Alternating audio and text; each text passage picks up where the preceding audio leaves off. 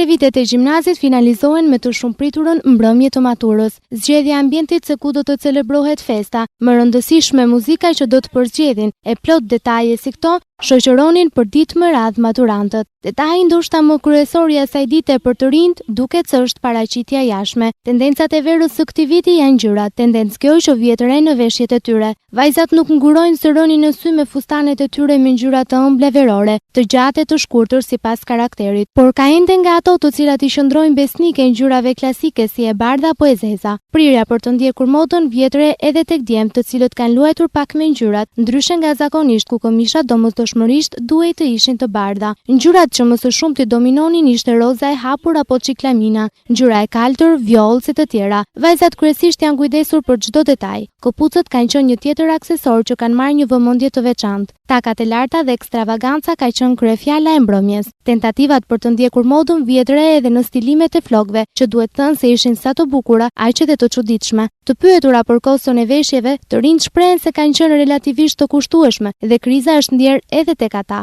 Por ata që mbizotërojnë në festën më të rëndësishme të rinisë janë emocionet për të kaluar sa më bukur e për të qenë vërtet shprehja, një natë e paharrueshme.